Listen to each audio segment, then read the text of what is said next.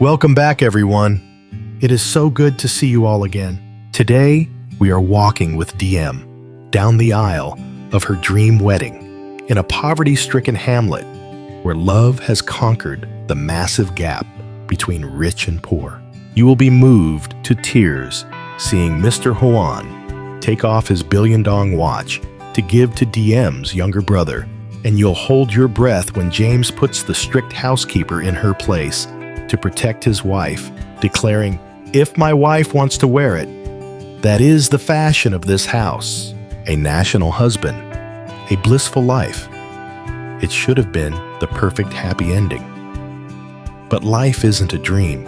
Just as happiness begins to bloom, it stands on the brink of shattering because of an old yellowed photograph and a child who seemingly fell from the sky. What is happening? Support their love by hitting like and subscribing to the channel right now. Let this emotional and dramatic story begin. It was early dawn. Fog still clung to the eucalyptus trees lining the road.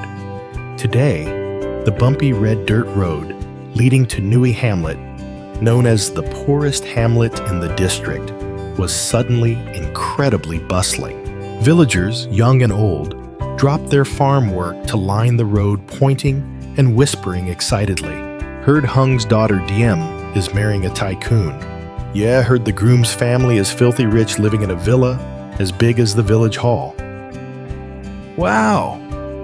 Talk about hitting the jackpot. That girl got lucky. Amidst the gossip, a convoy of sleek black cars slowly rolled in. Leading the pack was a luxurious Maybach, followed by a long line of other expensive cars. Vehicles used to gliding on smooth asphalt now had to strain over potholes and craters, their tires coated in sticky red mud. The image created a stark but meaningful contrast, wealth humbling itself to blend with rustic simplicity. Inside the lead car, James held Diem's hand tight. Today, James wasn't wearing an expensive Italian suit. He chose a dignified navy blue modernized aodai. As for Diem, she wore a red aodai embroidered with lotus flowers, a headdress and light makeup. She was beautiful, not a flashy beauty, but radiant with happiness. But Diem's hands were ice cold. She was shaking. I'm scared, Diem whispered. My house is too small. The yard is muddy. I'm afraid your dad and your relatives will laugh at us. James squeezed her hand, his eyes steady. Silly girl. If he wanted to mock you, Dad wouldn't have agreed to hold the wedding here. He said, when you marry, do it fast, and to make it meaningful, you have to go back to the rural roots. Look at Dad. Diem turned to look at the car behind them. Mr. Hoan was sitting there with baby Nee on his lap, dressed in a princess gown. Today, Mr. Hoan wore a red aodai, embroidered with the symbol for longevity beaming with joy, occasionally rolling down the window to wave at the farmers watching. The cold demeanor of a corporate chairman was gone, replaced by the image of a kind, friendly father-in-law. To get to this day, James had pulled an all-nighter. Right after that debt collection call on the birthday, James quietly met the creditors, paid off Mr. Hung's massive gambling debt in full, and delivered a steely warning so those thugs would never dare disturb their lives again. He hid this from Diem. He didn't want a single shadow of sadness on her big day. The convoy stopped at the slope leading to Mr. Hung's house. The road was too narrow for the cars to go all the way up. Mr. Hoan stepped out, rolled up his dress, trousers, and laughed heartily. All right, groom's family, let's walk. Consider it exercise and fresh air. The image of the powerful chairman rolling up his pants to trek through the dirt road left the bride's relatives and villagers stunned and admiring. Mr. Hung's dilapidated house looked different today, thanks to the money James secretly sent to Hoan Diep's brother. Beforehand, the rotting palm leaf roof had been replaced. The muddy dirt yard was covered with a layer of clean white gravel. A wedding tent made of bamboo decorated with coconut leaves and bright red velvet roses was set up simple but cozy. Mr. Hung James's father-in-law stood at the gate welcoming guests. Today, he was clean-shaven, wearing an old but neatly pressed suit. This haggard man, who once sold his child due to poverty and addiction, who once planned to blackmail his son-in-law out of greed, now stood there with red, teary eyes. When he saw Diep step out of the car, Mr. Hung rushed forward, his trembling hands wanting to hug her. But he pulled back, afraid of dirtying her ao dai. Diep, you're home. His voice cracked. Diep couldn't hold it back anymore. She burst into tears and hugged her skinny father tight. Dad, that choked sob washed away all the resentment and self-pity of the past. On this joyous day, she chose forgiveness, not because she forgot the pain, but to clear her heart to receive this new happiness. Hoan Diep's younger brother stood nearby, also in a neatly tucked-in white shirt. He looked at James, giving a manly nod in place of a thank you. He knew without his brother-in-law, his family would still be drowning in dark mud. Mr. Hoan stepped forward, shaking Mr. Hung's hand firmly. Greetings, in-law. It was a long journey, so we're a bit late. Please forgive us. Mr. Hung was flustered. Oh no, please. I invite you and the family inside for tea. No disdain, no rich-poor gap.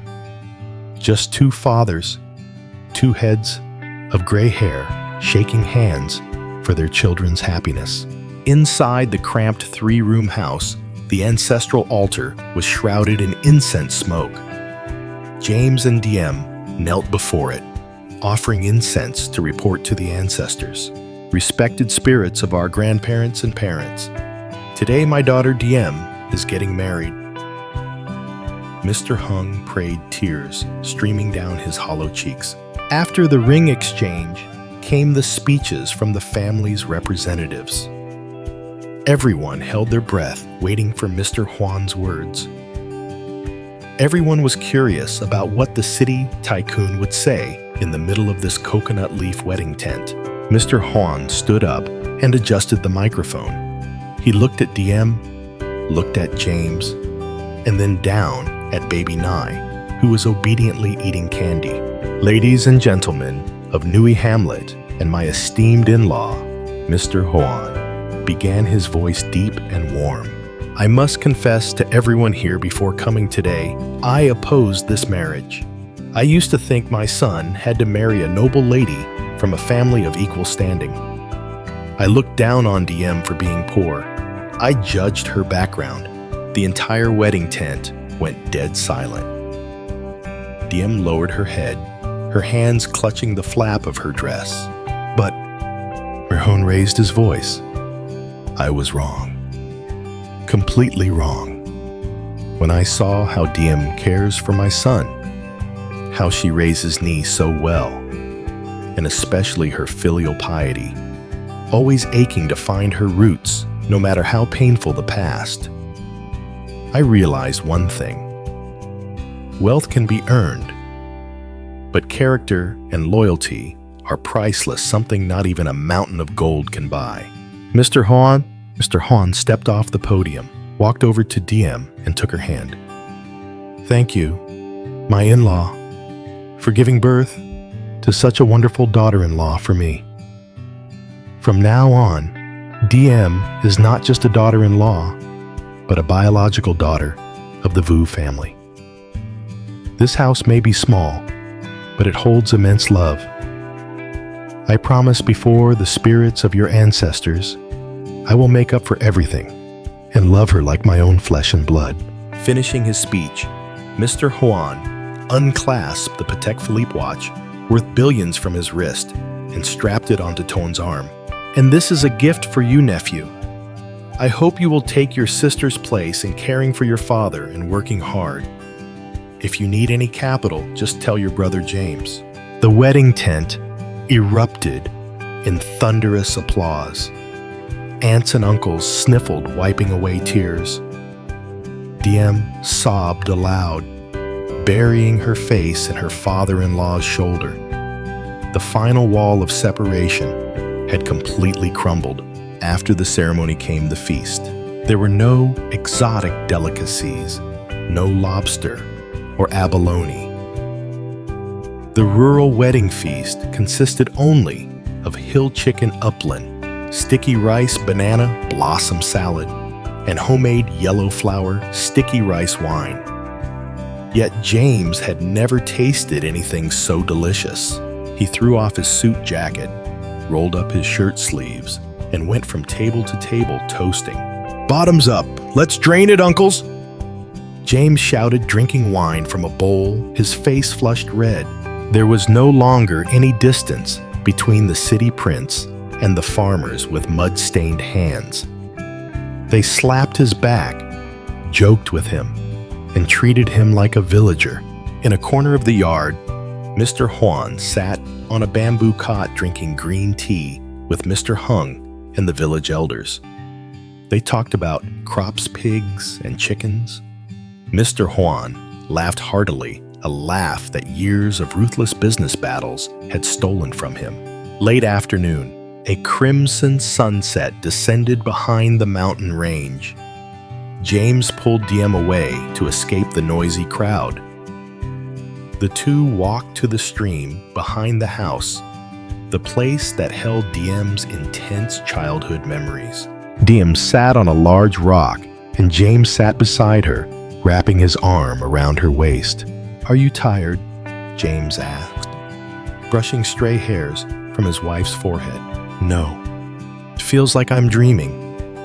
Diem rested her head on his shoulder.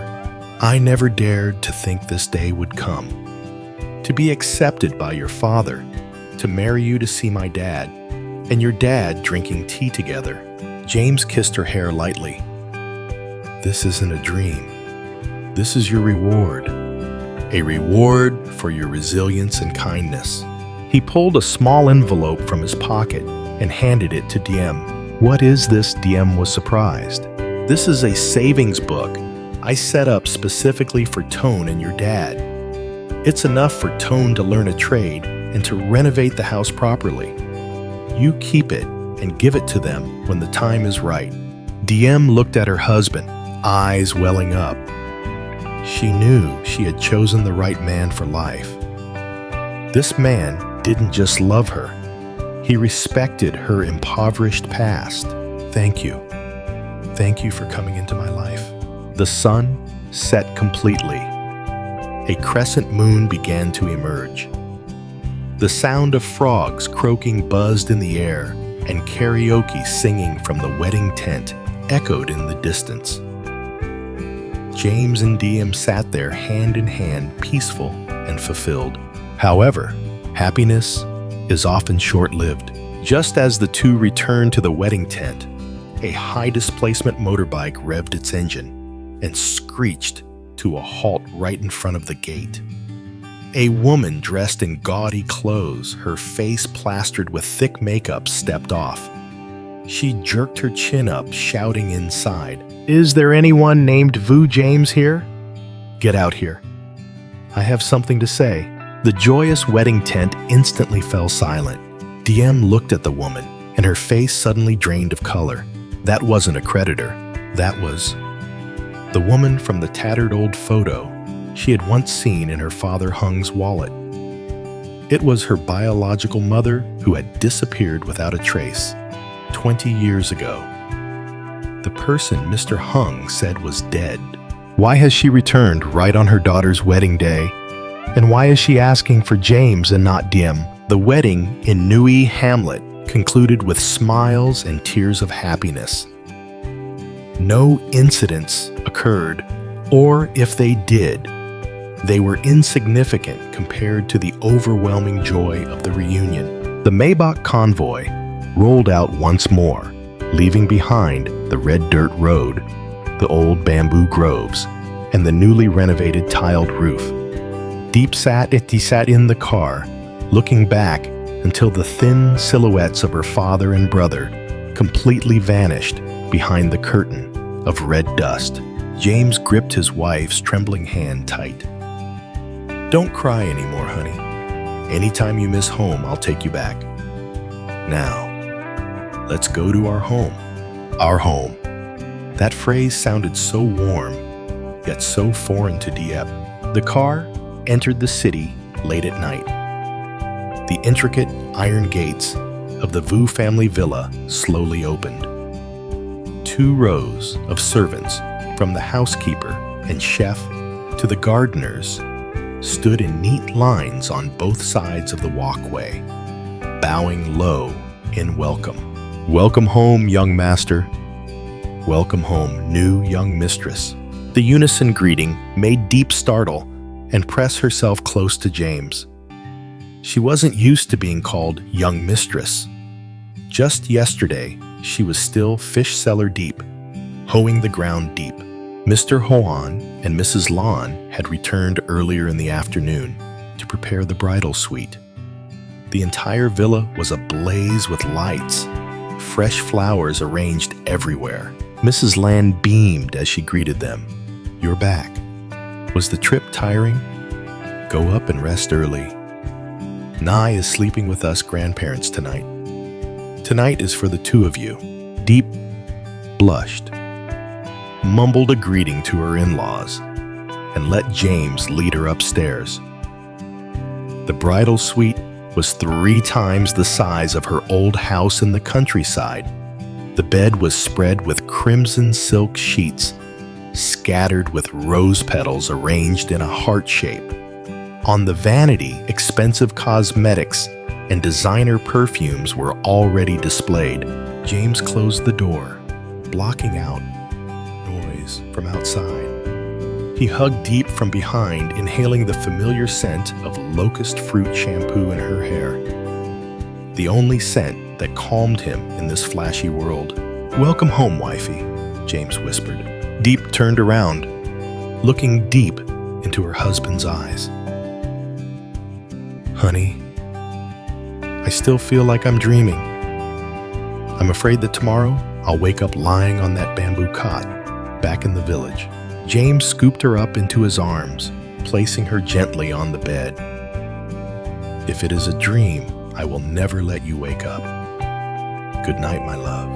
Their wedding night wasn't loud or wild, but gentle and profound. It was the blending of 2 souls that had weathered too many storms to finally find a peaceful harbor. The next morning, the laborer's habit of rising at 5 a.m. was still deeply ingrained in Diep. She woke up while James was still fast asleep, breathing rhythmically. Looking at the clock, it was only 5:30. Diep tiptoed out of bed. She thought, "I'm the new daughter-in-law. On the first day, I must wake up early to cook breakfast for my parents-in-law. That's the proper way." Diep changed out of her silk pajamas and put on a simple matching set she brought from the countryside, finding the dress too cumbersome. She went down to the kitchen. The Vu family kitchen was vast, filled with modern appliances Diep had never seen before. Ovens, espresso machines, dishwashers. Everything was shiny and full of buttons labeled in English. "I'll just cook something simple," Diep muttered. She found rice and meat in the giant refrigerator. She decided to make pork rib porridge her signature dish. Diep fumbled with the pot and washed the rice. She didn't know how to turn on the modern induction stove. She pressed buttons randomly. Beep, beep, beep. The stove beeped loudly, signaling an error. "What are you doing?" A steel, hard voice rang out, making Diep jump and drop the ladle with a loud clang. Standing at the kitchen door was the strict elderly housekeeper who had worked for the Vu family for 30 years. She looked deep up and down cheap clothes hair in a messy bun, bare feet. Hello, Auntie, Diep stammered. I intended to cook breakfast for the family. The housekeeper frowned, walked over, and turned off the beeping stove. Young mistress, she emphasized the title with a hint of sarcasm. In this house, kitchen work belongs to the servants. You are the mistress. You don't need to lift a finger. Besides, she looked at the half-prepared pot of porridge. The master only eats steak and bread or Kobe beef pho in the morning. The madam eats bird's nest soup. The young master drinks black coffee. No one eats rib porridge. Diep's face flushed red with shame. She felt so countrified and superfluous in this very kitchen. I'm sorry, I didn't know. You should go up and change. The master and madam are about to come down. Wearing that? The housekeeper left the sentence hanging, but her eyes said it all. It looks completely undignified. Diep hung. Her head mumbled an excuse and rushed upstairs. Tears were on the verge of spilling over. The distance between her and this world was too vast. When Diep reached the stairs, she crashed into James, who was coming down to find his wife. Hey, what's wrong? Why are you crying? James panicked, grabbing her shoulders. Diep shook her head hurriedly, wiping her tears. No, nothing, honey. I went down to cook, but I'm just so clumsy. James looked at his wife's appearance, then looked down at the kitchen to see the housekeeper cleaning up with a scowling face. He understood the situation immediately. James didn't say a word. He simply took Diep's hand and pulled her back down to the kitchen. What are you doing? Diep asked fearfully. James led Diep straight into the kitchen, standing right in front of the housekeeper and the other maids who were preparing breakfast. Head housekeeper, James said, his voice soft, but filled with authority. Yes, young master. The housekeeper bowed her head. From now on, if my wife wants to do something in this kitchen, let her do it. She wants to cook porridge. The whole family eats porridge. If she wants to wear these clothes, then that is the new fashion of this house. Do I make myself clear? The housekeeper's face turned pale. Yes, I understand, sir. James turned to Diep, smiling, and gently wiped a smudge of soot from her cheek. Go ahead and cook your rib porridge. I'm craving your cooking more than anything in the world. Mom and Dad will like it too. They're probably tired of eating delicacies all the time anyway. Diep looked at her husband, her heart melting. He didn't just love her. He gave her the power and confidence to stand tall in this house. In the days that followed, Diep's life began to fall into a rhythm, but it was filled with new challenges. Mrs. Ly Diep's mother-in-law, although very fond of her daughter-in-law, was still a noble lady with strict standards.